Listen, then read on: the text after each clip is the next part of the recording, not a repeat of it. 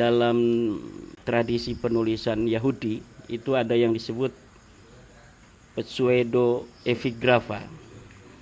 Dan ini ternyata diambil secara adopsi oleh Ba'alawi itu di abad 9. Itu mereka saling membuat buku-buku palsu. Nah, kemudian dapat dibongkar itu baru pada masa modern ini. Jadi perdebatan sekarang ini terjebak ke dalam perdebatan yang sebenarnya tidak ada. Yang katanya yang dari Yaman itu, yang dari Tarim, hafal yang masih hidup itu. Artis Yaman. Nah, artis Yaman itu 100.000 hadis. Coba kita jajal, kita tes, betul tidak bahwa kita ini ada upaya untuk merungkapkan pula nasab Wali Songo. Bagaimana kata saya? Saya nggak mikir ke otak saya. Bagaimana keturunan Wali Songo ada katanya upaya merungkapkan nasab Wali Songo. Dengan apa? Dengan tes DNA.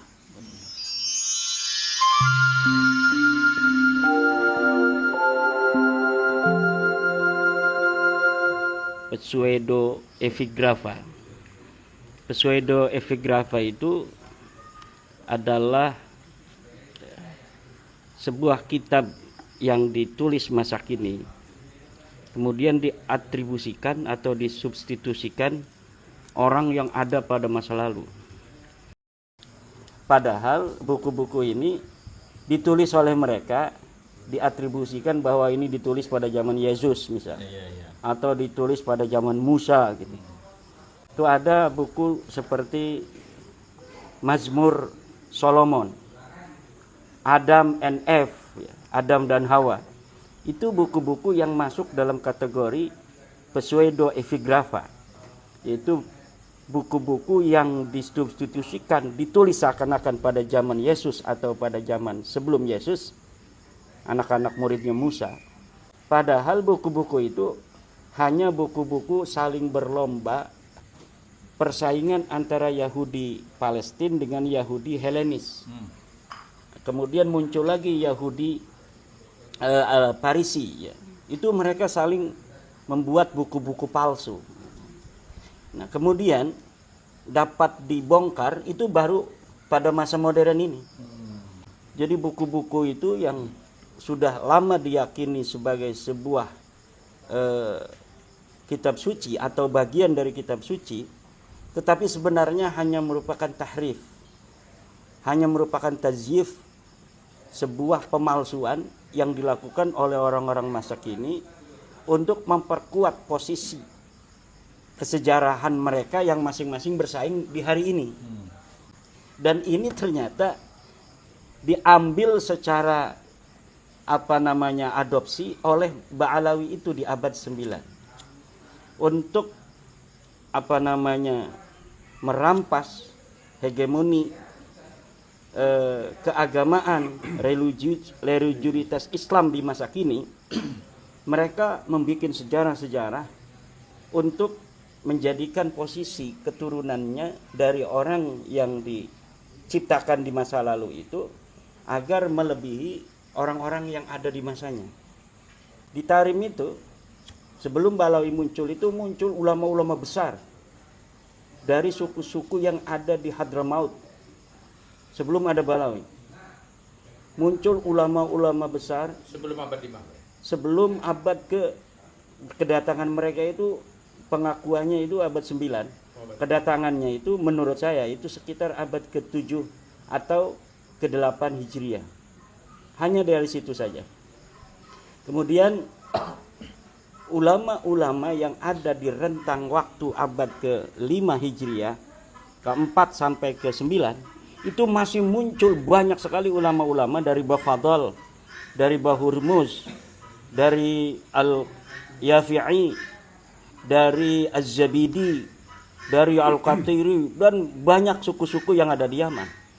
Tapi kemudian ketika hegemoni religiusitas ini diciptakan oleh Ba'alawi pada abad 9, semuanya runtuh.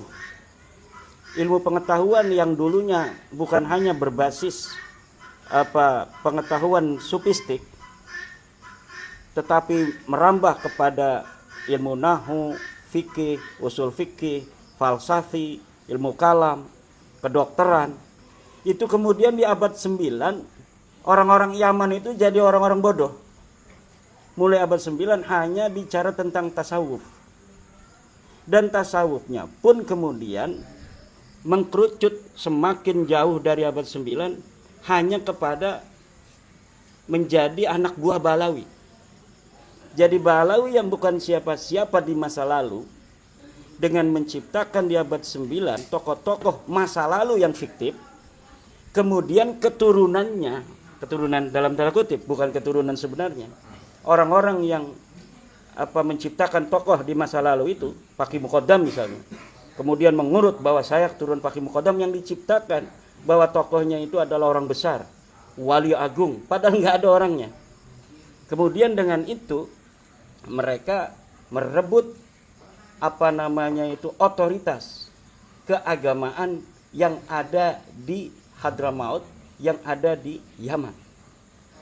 Yang tidak bisa dikuasai itu Son'a, sampai sekarang tidak bisa dikuasai. Kenapa tidak bisa dikuasai? Karena di situ ada keturunan Nabi yang secara ilmu nasab dan ilmu sejarah lebih otoritatif dan lebih otentik daripada kaum Ba'alawi ini. Jadi mereka menciptakan kesejarahan yang begitu luar biasa tentang leluhur mereka yang fiktif itu, kemudian bisa membodohi orang-orang Yaman yang dikenal orang-orang cerdas di masa lalu. Orang-orang Hadramaut yang telah melahirkan ulama-ulama besar, baik dari Mu'tazilah, dari Ibadiyah, Khawarij, dari Ahli Sunnah wal Jamaah. Itu di Hadramaut itu dulunya bukan madhab mayoritas Ahli Sunnah, tapi di situ ada Ibadiyah atau Abadiyah, ada orang-orang yang semi Khawarij tetapi cerdas, mampu menciptakan kitab-kitab yang luar biasa yang sampai hari ini masih bisa untuk diberikan ditarik manfaat untuk dikaji walaupun sudah berbeda mazhab. Mu'tazilah pun sangat luar biasa itu di Hadramaut. Tetapi kemudian semuanya hilang hanya oleh sebuah pengakuan fiktif bahwa misalnya Abu Bakar As-Sakran itu menulis dalam kitab Al-Burqahnya bahwa ada seorang ulama besar di Hadramaut, bukan dari Balawi disebutkan, siapa namanya saya lupa, bermimpi bertemu Rasulullah. Kemudian Rasulullah menitipkan kepada orang-orang Hadramaut agar jangan sembarangan dengan kaum Ba'alawi. Siapa yang mencintainya dia mencintaiku, siapa yang membencinya dia membenci aku. Dari situ lama-kelamaan walaupun tidak dipercaya ketika mereka menyebutkan pertama kali itu dalam kitab-kitabnya, pada masanya nggak ada yang percaya. Tapi dengan berjalannya waktu kitab ini kan masih terus ada. Ini meninggal semua satu generasi, ganti generasi yang lebih lemah, yang sudah dikuasai berbagai macam kejiwaannya, psikologinya. Kemudian di masa berikutnya di abad 10, abad 11 sampai hari ini itu masyayikh yang ada di Hadramaut merasa dirinya lebih rendah dari Balawi. Walaupun sebenarnya mereka lah ulama-ulama besar, keturunan ulama-ulama besar masa lalu. Dan itu bisa dibuktikan dalam kitab As-Suluk fi Tabaqatil Ulama wal Muluk. Itu Al-Janadi wafat 732 itu memberikan kabar kepada kita bahwa di Tarim itu ada ulama-ulama besar yang dibunuh oleh penguasa masa itu. Apakah ada nama Balawi situ? Tidak ada. Itu sebuah bukti bahwa Balawi belum ada di abad ke-5. Begitu pula di abad ke-6. Begitu pula di abad ke-7. Begitu pula di abad ke-8. Beritanya tidak ada. Tetapi dari begitu banyaknya sudah Balawi yang ada di abad 9 Hijriah itu membuktikan mereka itu berangsur-angsur datang pada abad 8. Pada abad 8 mereka datang dari sekitar Hadramaut itu. Jadi mereka mungkin dulunya ada di tetangga Hadramaut. Kemudian karena melihat orang Hadramaut kok ketika ada orang ngaku cucu Nabi menghormati. pindah mereka ke situ. Nah, itulah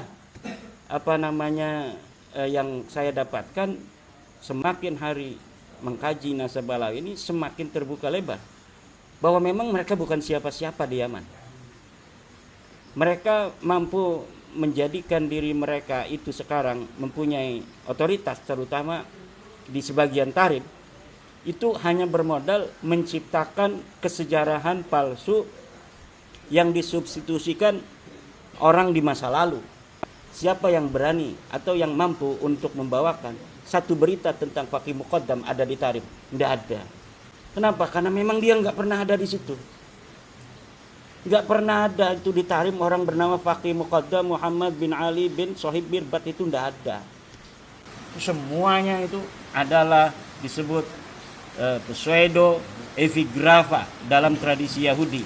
Yalwuna alsinatahum bil kitab litahsabuhu minal kitab wa ma huwa minal kitab. Mereka berbicara tentang Alkitab agar kalian menyangka bahwa itu yang dibicarakan bagian dari Alkitab, padahal dia bukan dari bagian Alkitab itu. Dan itu sama seperti Balawi. Balawi mengajak kita berdiskursus tentang Faqih Muqaddam agar orang-orang terjebak bahwa Faqih Muqaddam pernah ada dalam dunia, padahal dia tidak pernah ada di dalam dunia. Dia tidak pernah dilahirkan oleh seorang perempuan, dan dia tidak pernah punya ayah seorang manusia. Tidak ada. Siapa yang dapat membuktikan? Silakan bawa dalilnya. Hatu burhanakum in kuntum shadiqin. Siapa orang yang bisa mengatakan bahwa Faqih Muqaddam Ba'alawi pernah ada di alam dunia? Nggak bakal ada. Jadi perdebatan sekarang ini terjebak ke dalam perdebatan yang sebenarnya tidak ada. Nah, sekarang mereka bawa bukti apa bahwa Faqih Muqaddam pernah ada di alam dunia? Tidak ada. Semuanya berita orang yang ada di 653 Hijriah itu hanya bermodal kitab yang ada di 895 Hijriah. Ada orang lagi namanya Muhammad Sohib Mirbat, dari leluhur mereka, kakeknya Faqih Muqaddam, katanya ulama besar yang membawa mazhab Syafi'i ke Yaman.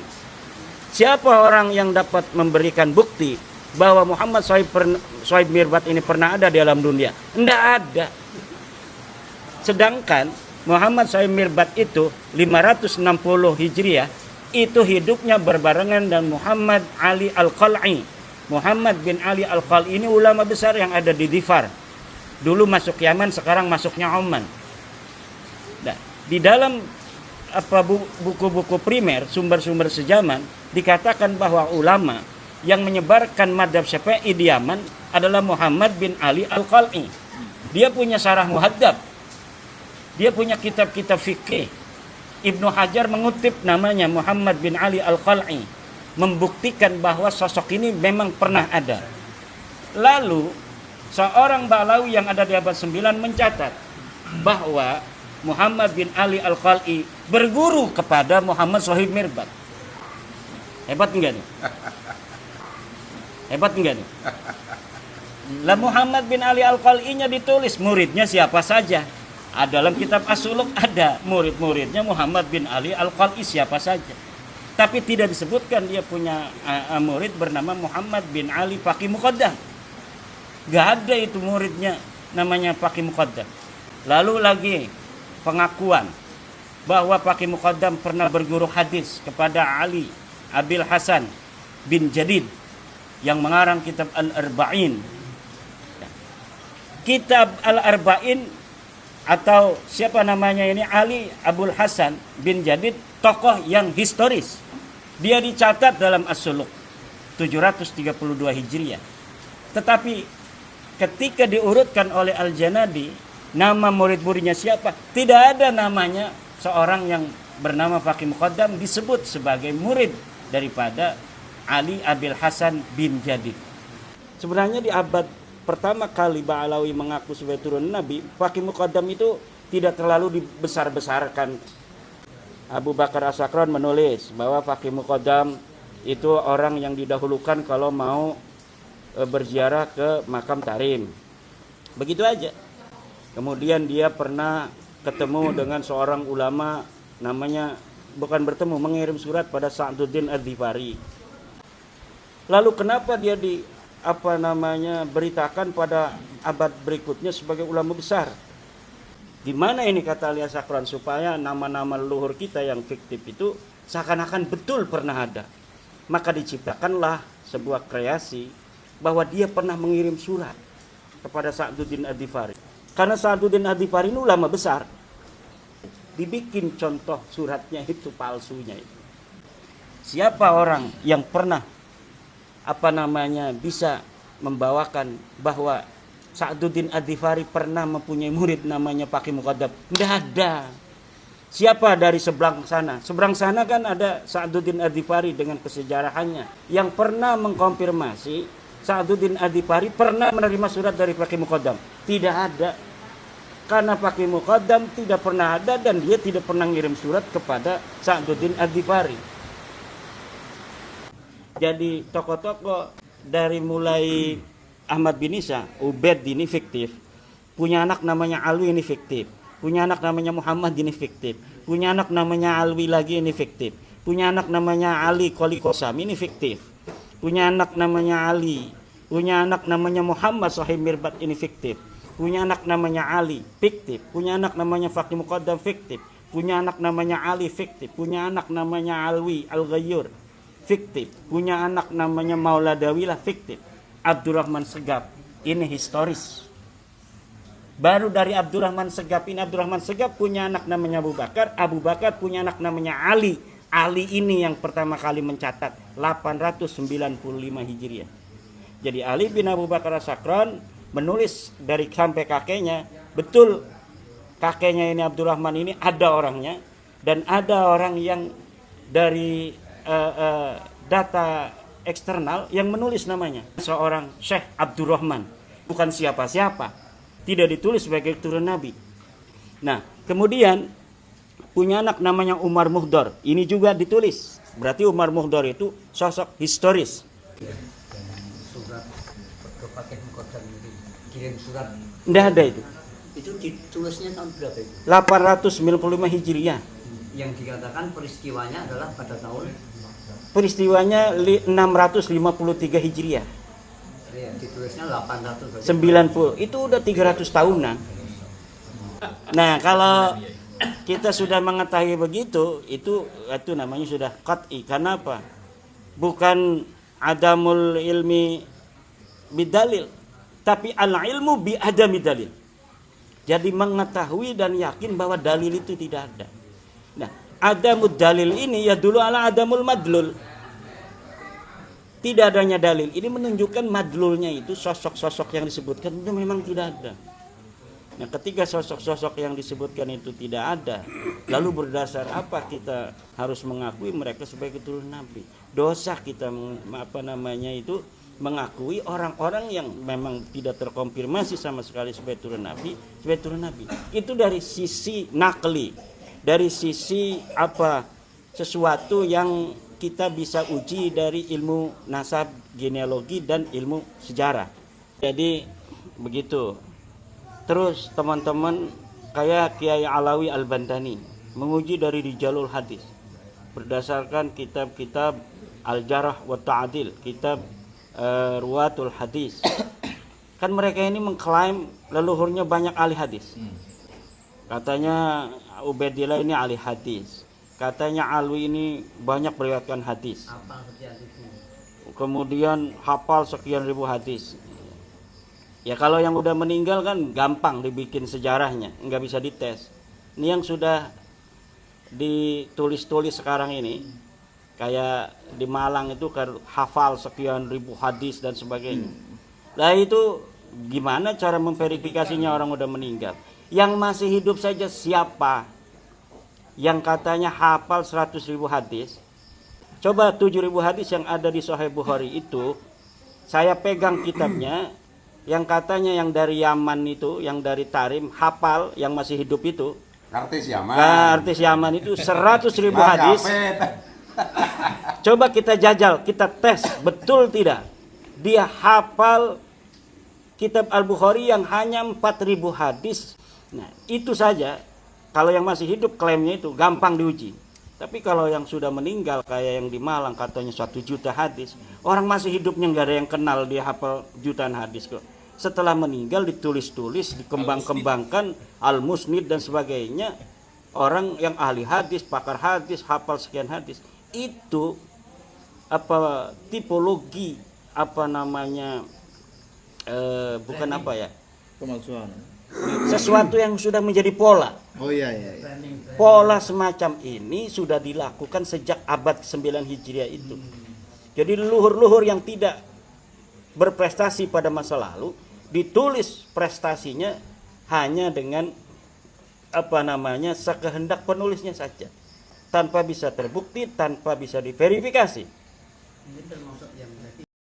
Nah, dari ilmu genetika itu sudah qat'iyul qat'i. 1 tambah 1 itu 2.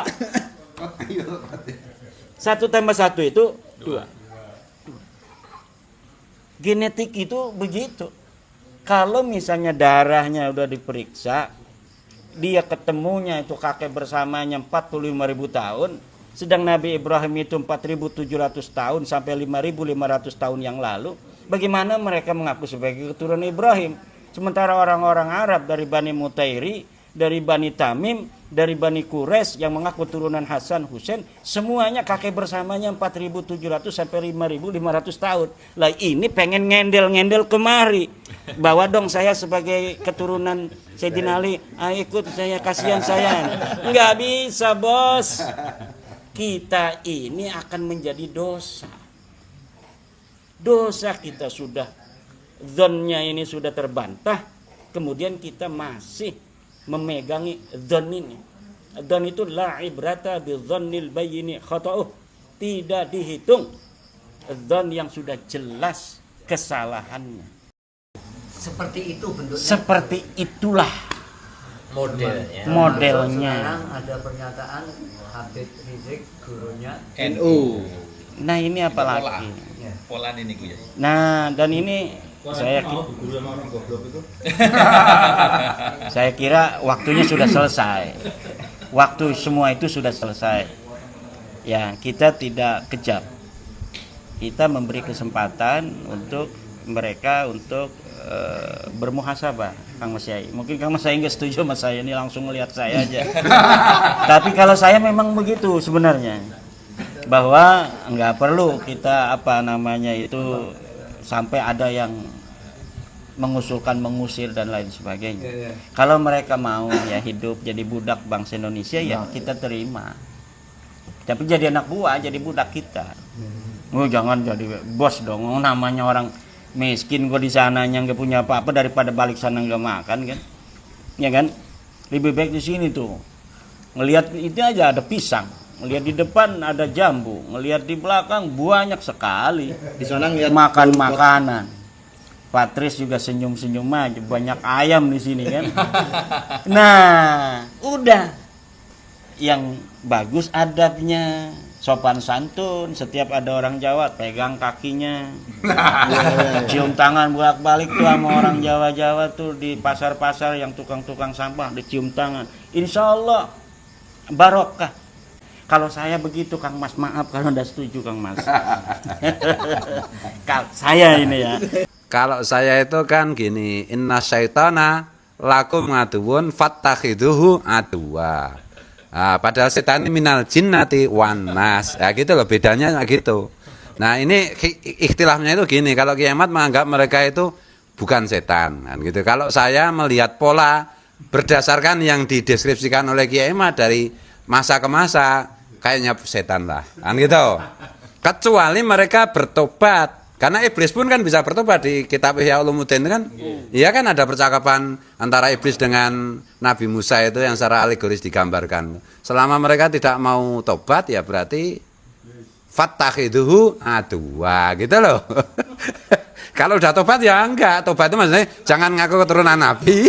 Yang kedua jangan menyebarkan ajaran-ajaran yang pseudo Islam, pseudo tasawuf, pseudo fikih, pseudo kalam dan seterusnya yang tadi Kiai Imad sendiri yang mengungkap, saya malah tidak tahu gitu. Saya hanya menyimpulkan berdasarkan paparan Kiai Imad tadi dari masa ke masa yang beliau sebut dengan pseudo itu tadi, kepalsuan itu, ya itu memang ya itu tadi nasyaitona lakum ngaduun fattakhiduhu ngaduwa. Yang tidak bisa bahasa Arab ya nggak usah diartikan, pokoknya musuh ngono lah gampang. Kita hanya menyimpulkan aja. Kuburan palsu itu apa ada patternnya juga, pembuatan? Enggak, ini yang waktunya jawab ini. Oh, iya. Ya termasuk kan pemalsuan kuburan dan lain-lain ini kan bagian dari pseudo itu. Kalau dulu itu apa tokohnya Fakih Muqaddam di Hadramaut, dan di Hadramaut khususnya itu mungkin sukses. Ini kan sekarang mau diadopsi di Indonesia, misalnya klaim tentang bendera merah putih dibikin oleh Habib, NU didirikan atas restu 4 Habib, Indonesia apa itu Jawa Nusantara itu milik Tarim dan seterusnya. Nah kalau itu diucapkan terus-menerus kata Hitler, ya itu kebohongan yang diucapkan terus-menerus lama-lama akan seperti kebenaran. Ini kan pola-pola setan kan sebenarnya, itu pola-pola setan. Tapi Kiai Imad itu kan terlalu Raufur Rahim, jadi nggak tega lah itu loh. Selanjutnya saya mau bertanya pada Dr. Sugeng. Nih, Dr. Sugeng. Ada framing. Sekarang saya jadi penanya. Bahwa kita ini ada upaya untuk merungkapkan pula nasab Wali Songo. Bagaimana kata saya? Saya nggak mikir ke otak saya. Bagaimana keturunan Wali Songo ada katanya upaya merungkapkan nasab Wali Songo. Dengan apa? Dengan tes DNA. Nah, ada kan yang sekarang sudah beberapa tes DNA. Semuanya yang sudah tes DNA beberapa orang itu. Nah, bagaimana ada sebuah proposisi bahwa kita yang memperjuangkan Wali Songo kemudian dianggap ingin merungkapkan dan membatalkan nasib Wali Songo hanya karena ada tes DNA beberapa keturunan Wali Songo yang apa betul begitu? Apa tidak ada sama sekali kemungkinan kalau sudah itu ada darah ke Rasulullah SAW? Demikian Pak Dokter. Kita itu tidak pernah merungkatkan nasab. Nasab itu nggak bisa dirungkatkan, tapi diluruskan jalurnya. Karena secara biologi namanya kromosom Y itu tidak berekombinasi. Jadi identik antara kita dengan ayah dengan ayahnya terus ke atas. Nah jadi dalam kasus Wali Songo itu kan orangnya nggak satu. Banyak, 25-an kalau nggak salah dari sekian generasi itu. Nggak semua O. Ada yang O, ada yang J2, ada yang R. Berarti kan dari Wali Songo itu mungkin ada yang O, ada yang J2, ada yang R toh. Kalau begitu. Karena nggak satu orang. Beda kalau satu orang, Ubaidillah gitu ya harus satu semua. Nah ini Wali Songo banyak ya. Tapi banyak. Pertanyaan gini, dokter, mohon maaf, saya motong. Apa ada kemungkinan pengaruh pengaruh lingkungan itu bisa merubah haplo? Enggak. Atau mutasinya gitu? Enggak. Karena gini, kenapa saya bertanya seperti ini? Karena tadi Syekh Mazen Al-Jilani itu kan kakek buyutnya asli Madura. Tapi sejak zaman kakek buyutnya, beliau itu hijrah ke Mekah, turun-temurun, sampai Syekh Mazen pun dan kedua anaknya itu lahir di sana dan menjadi warga negara sana. Nah, hasil tes DNA-nya itu J1, Syekh Mazen itu. Nah, kemudian ada saudara dari Syekh Mazen ini, yang bukan saudara kandung ya, masih saudara satu buyut lah gitu. Itu memang dari mulai dulunya di Madura gitu kan, di Madura. Hasil tes DNA-nya padahal ini kan tidak mungkin. Kenapa? Sama laki-laki. Yang kita bicarakan laki-laki ini, Jai. Jadi supaya ini kenapa ini J, kenapa ini O gitu ya. Nah, karena kan ini kakeknya bersama nih. Kakek buyutnya bersama nih. Gitu. Cuman ini jalurnya ke sini, jalurnya ke sini. Nah, cuman yang satu itu mulai sejak kakeknya tinggal di Mekah, turun-temurun sampai dia sendiri pun lahir di Mekah, sampai menikah dengan orang Mekah, punya anak 2 lahir di Mekah juga, J1. Sementara saudara sepupunya yang satu garis bapak dengan dia ke kakeknya itu O. Di Indonesia. hidupnya di Indonesia gitu. Nah itu bagaimana? Saya pikir gini, karena ada teman-teman tuh yang bilang begini ya, mungkin ada pengaruh lingkungan, pengaruh makanan, gitu, pengaruh apa namanya cuaca gitu kan. Kenapa punya pemikiran gitu Kiai? Karena gini Kiai, kan ada penjelasan sejarah tuh ya. Semua ini kita kan dari Nabi Nuh kan. Nabi Nuh punya anak 3. Nah kemudian ada yang menetap di Afrika, ada yang ke Eropa, ada yang ke Asia, sehingga mereka itu mengikuti kultur ininya, apa namanya, lingkungannya gitu loh. Warna kulitnya dan fisiknya semuanya gitu ya. Satu lagi, ini kan sempat viral di awal-awal tes DNA. Non Alek, Genggong Raksan. Nah itu kan hasil tes DNA-nya kan J1. Bener J1. Iya. Kan itu sempat diviralkan di awal-awal. Kalau gini, kalau saya jujur aja, sepanjang saya belum lihat hasil tesnya saya nggak percaya. Iya, makanya kan ini saya bertanya gitu kan. Ini kan sudah viral, di videonya ada itu, disampaikan pun oleh Ketum Naat gitu kan. Waktu itu bersama dengan siapa namanya? Non Alek dan juga Ketua LP3SN ya, Kiai Hanan Ali Ihsani itu. Bahwasanya Non Alek ini haplogrupnya J1, tapi mutasinya itu dari FGC. FGC itu nama perusahaan, jadi Full Genome Corporation, Nah, saya nggak bukan ngerti kode Cuma itu. Dia menjelaskannya di video itu, mutasi genetiknya itu berangkatnya itu dari apa namanya FGC, nyambungnya nanti ke J1. Ya mutasi itu nggak bisa secepat itu. Iya. Nah kalau mutasi makanan ngubah, makanan itu nggak bakalan ngubah sampai 300 mutasi, paling banter ya 1. Iya. Kalau kecepatan jadi kanker namanya. Kanker itu mutasi yang sangat banyak. Jadi tumor.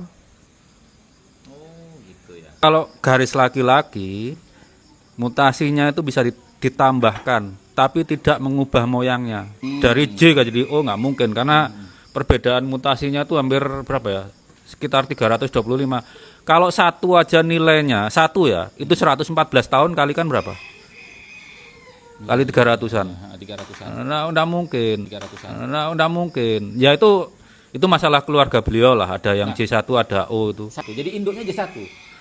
Mas, Gitu. Sugeng harus menjawab dengan tegas.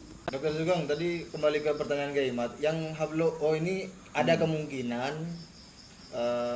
keturunan Rasulullah atau gimana? Kalau keturunan jalur bukan laki-laki bisa. Ya misalnya katakanlah ya. Berarti bisa jadi dong. Ya bisa. Karena apa namanya, sejarah Wali Songo ini itu kan dikenal berasimilasi dengan pribumi. Baik dari laki-laki maupun perempuannya gitu kan. Ya hitung aja gini. Kalau saya bilang kita kemungkinan keturunan Nabi Muhammad tuh sangat mungkin. Kalau keturunan loh ya.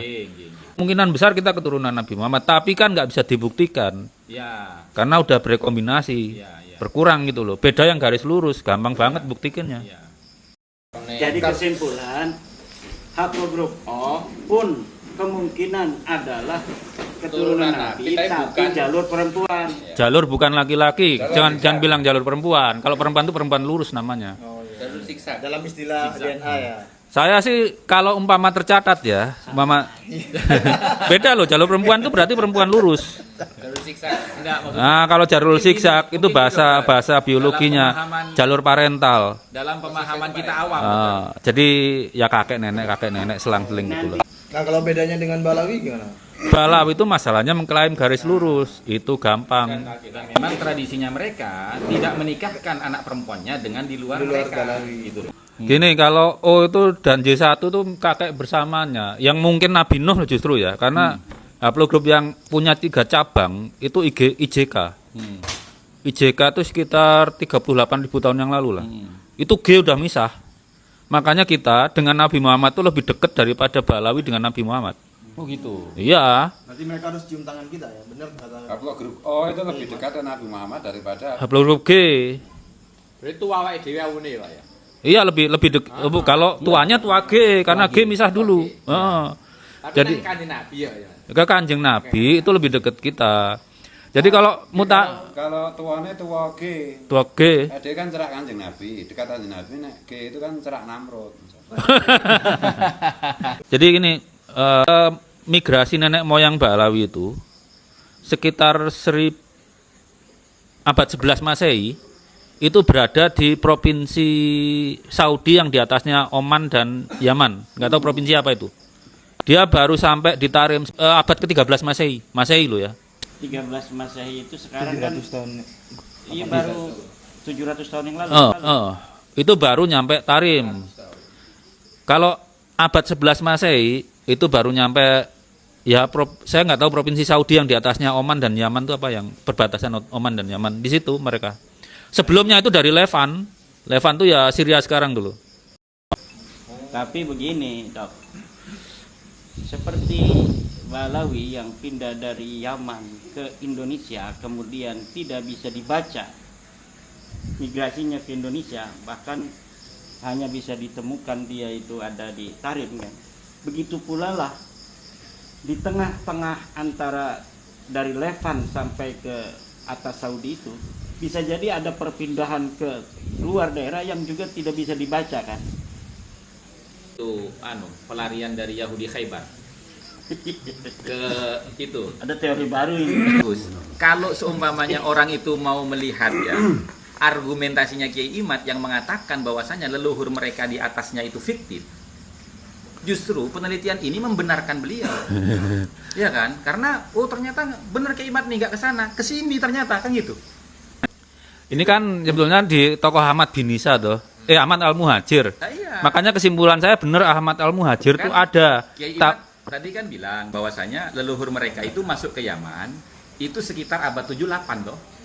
Total Ya kan? dengan migrasi yang disampaikan. Nah, sementara Gus ketika Salahuddin Al-Ayyubi di abad ke-6 itu menghancurkan Kesultanan Bani Fatimiyah di Mesir itu, mereka lari ke Yaman. Berangsur-angsur lari ke Yaman. Oh, kalau itu benar. Kan Ya, itu makanya- daerah sekitar Sinai situ, Lah, Levan itu. Iya makanya. Wah, benar berarti. Tepuk tangan untuk trio Madura.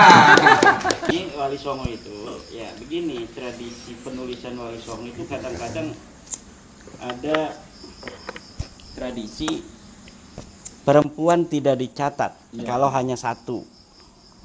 Jadi saudara-saudara yang beberapa berhaplogrup O itu dalam tradisi penulisannya itu tidak ada perempuan, misalnya laki-laki sampai Wali Songo. Itu bukan berarti juga dia salah di dalam menulis, tapi ada satu perempuan yang tidak dicatat. Iya, ada lompat. Nah, ada keluarga Banten satu. Keluarga Banten ini dia laki-laki semua. Nah, sedangkan kami mengetahui karena ada kaitan dengan keluarga itu, kemudian saya katakan, Nyai Ratu ini mana? Wih, perempuan katanya. Aib, itu aurat. Aurat jangan sampai diperlihatkan. Jadi dihilangkan satu perempuan itu sehingga semuanya jadi laki-laki semua. Nah, ini juga kemungkinan besar terjadi pada saudara-saudara kita yang mempunyai silsilah nasab sampai Wali Songo itu adalah laki-laki semua, padahal dulunya entah pada 50 tahun yang lalu, ada entah 100 tahun yang lalu, ada perempuan yang dihilangkan. Nah, ini satu teori. Teori kedua adalah saya pernah melihat sebuah manuskrip dari Madura, bahwa Wali Songo ini terselang satu perempuan dari Jumadil Kubro. Ada perempuannya. Kemudian saya minta lagi itu kepada teman yang ada di Madura, tidak dikasih, udah hilang katanya. Waduh, kata saya, ini kan saya masih ada ininya tuh, bekas dia yang mengirimnya. Tapi ketika saya klik karena saya udah hapus, nggak bisa keluar. Nah, saya katakan ini yang ini nih, kata saya kirimin lagi. Ya udah nggak ada, masa iya nggak ada kan karena dia punya bukunya kok. Kalau kita ilmuwan itu dilarang menyembunyikan kebenaran. Nah, maka dari itu Tapi gini Kiai, kadang-kadang manuskrip Madura ini juga ada kontradiksinya antara manuskrip Madura Barat dengan Madura Timur. Ini kadang-kadang kontradiksi. itu kontradiksi yang bisa dipertemukan. Kenapa? Itu perebutan antar saudara aja. Ya, nah Antara anak istri yang pertama, istri kedua, itu begitu aja. itu maksud saya. Tapi kalau Jadi diteliti dihilangkan dengan itu demi kekuasaan. diteliti dengan teliti, itu akan ketemu. Ya. Wah, ini ternyata sengaja dihilangkan karena ini istri muda, ini istri tua. saling mencari pengaruh masing-masing bahwa dia yang merasa berhak sebagai keturunan tokoh anu, itu aja. Makanya saudara-saudara saya itu dari Wali Songo yang lain yang sudah ada beberapa itu yang tes DNA, kemudian tes DNA garis lakinya itu bukanlah J1 tapi O, itu bukan berarti dia bohong, bukan berarti dia itu bukan keturunan Wali Songo, bukan keturunan Rasulullah, tapi mungkin ada satu perempuan yang dihilangkan dalam tradisi pencatatan mereka. Itu teori ya. Nah kemudian yang teori ketiga ini adalah tentang ditemukannya data-data Aceh misal. Itu gimana? Bukan datanya Kori kan? Bukan. Ini data-data profesor. Ada seorang profesor yang sudah 6 tahun meneliti Wali Songo. Nah, kemudian ini memberikan sebuah tesis lah katakan dalam tradisi dialektika Hegel bahwa Wali Songo ini dari Bani Qatadah yang ada di Saudi, tetapi melalui jalur perempuan juga. Nah ini jadi kan sinkron, tapi kata saya nanti ini jangan sampai menjadi polemik terlebih dahulu, karena ini berdasarkan penelitian. Dia sudah meneliti ke Banten, epigraf itu dari nisan-nisan Banten diteliti, keterkaitannya dengan Aceh dan lain sebagainya, itu sinkron. Kemudian di Gresik juga sinkron. Nah, dan ini kata saya nanti mungkin kita akan minta negara untuk memberikan perhatian khusus terhadap sejarah Wali Songo yang selama ini terpendam. Kenapa? Karena bisa jadi sejarah yang hari ini hadir di hadapan kita dari sejarah Wali Songo, sejarah bangsa Indonesia, mulai dari abad ke-9 Masehi sampai ke abad ke-19 itu adalah versi kolonial. Jadi sejarah yang sengaja diciptakan oleh kolonial untuk kepentingan kolonial. Mengkaburkan sejarah Indonesia. Karta seorang politikus atau ahli filsafat politik Karl Marx bahwa jauhkan bangsa itu dari sejarahnya, maka kamu akan bisa menguasai mereka. Nah ini juga yang dikembangkan oleh Belanda. Jadi sejarah-sejarah Wali Songo yang betul-betul sezaman, sumber-sumber primer itu dirampas, kemudian dihilangkan, diganti dengan sejarah-sejarah baru. Tetapi saya yakin-yakinnya tidak mungkin mereka akan bisa untuk menyisir semua manuskrip itu. Pasti akan ada yang tersisa dan suatu saat akan dapat ditemukan. Wali Songo itu orang besar. Orang-orang mulia yang berjasa besar mengislamkan tanah Indonesia ini. Yang saya sebut Wali Songo adalah penyebar agama Islam. Baik dia itu yang kita kenal 9 wali atau sebelumnya. Nah, jadi tidaklah terlalu penting apakah ada keterkaitan kepada penyebar Islam masa lalu ataukah tidak.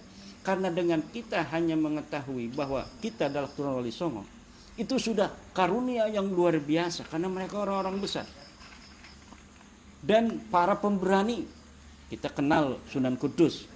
Kalau ada masalah-masalah, dia seorang kiai, dia seorang pengasuh pesantren, tapi jika Demak itu membutuhkan sebuah penyelesaian militer, maka yang akan diberikan tugas adalah Sunan Kudus. Dia seorang kiai, dia juga seorang eksekutor untuk para pengganggu dan pengacau keamanan negara. Itu luar biasa. Dan cukuplah kemuliaan itu sampai kita mengetahui Wali Songo itu. Naat itu awalnya kan hanya ingin mengumpulkan yang terserak sampai ke nasab Wali Songo. Ke atasnya kan kita nanti pending. Kan begitu dulu kita bicara, mengobrol tuh bersama-sama. Tapi hari ini kan masing-masing, saya udah ke Yaman, saya udah ke Yunan, saya udah ke Pakistan. Nah, kemudian masing-masing mengklaim bahwa ini yang paling benar. Nah, inilah yang kemudian menjadi sedikit masalah ketika masing-masing kekeh dengan apa yang disimpulkannya. Sementara data-datanya kita belum gelar dalam satu meja, kemudian kita uji secara metodologis pengkajian sejarah. Silahkan Kang Mas Yai Fuad memberikan pencerahan kepada kita semua. Ini udah mau berakhir ya? Udah 1 cukup. jam lagi. Wah, 1 jam lagi. Ini soalnya makannya sudah siap. Enggak, ini khusus ceramah. Tausiah menjelang ajal gitu. Iya. Tausiah menjelang sahur. Oh ya. Enggak, ini mungkin teman-teman Duriat Wali Songo ya, saya perlu menyampaikan juga untuk teman-teman yang aktif di Naat yang luar biasa kan jasa teman-teman yang di Naat itu menjaga persaudaraan tali silaturahim antar sesama Duriat Wali Songo. Duriat Wali Songo itu bukan hanya wali 9 yang ada di Jawa, definisinya Kiai Imad tadi, tetapi semua penyebar agama Islam yang mula-mula di seluruh Nusantara, termasuk Malaysia, Filipina dan yang lain-lain. Nah, di antara tentu saja Wali Songo karena anggotanya tidak hanya 9, banyak, bahkan Mas Sugeng mengatakan sampai 25 ya. Itu tentu haplogrupnya macam-macam. Tapi yang pasti kalau ngaku Duriat Wali Songo itu yang aman tuh haplogrupnya harus O. Karena Wali Songo itu pasti ada yang O. Atau J1, karena pasti Wali Songo itu ada yang J1 juga. Nah, ini kalau saya jelas aman karena haplogrup saya O. Jadi keturunan Wali Songo. Dan yang J1 itu aman. Dan apa lagi Mas? K ya? Ada juga Wali Songo K ya? K itu induknya O. Oh, induknya O ya. Kalau tapi masih ada ya haplogrup K sekarang? Masih, karena dia nggak bisa bentuk cabang sendiri. Ya. Namanya haplogrup itu kan grup. Kalau jumlahnya terlalu sedikit nggak digolongkan haplogrup. Jadi masih ada yang haplogrup K. Oh ya, jadi haplogrup O, J1, K, apalagi Wali Songo kemudian? J2 ada yang mengklaim sebagai keturunan Wali Songo dan R. J2 dan R. Gitu ya. Nek si Rumel ora masuk ya? Rumel kan ngakunya dari Madinah, ngakunya. Ora haplogrupnya. R dia. Oh, R juga. Mungkin Wali Songo juga ya? Sepanjang saya tahu dia dari ibunya ngaku keturunan Wali Songo. Oh, gitu. Kemudian apalagi ya yang perlu disimpulkan Mas Rifki?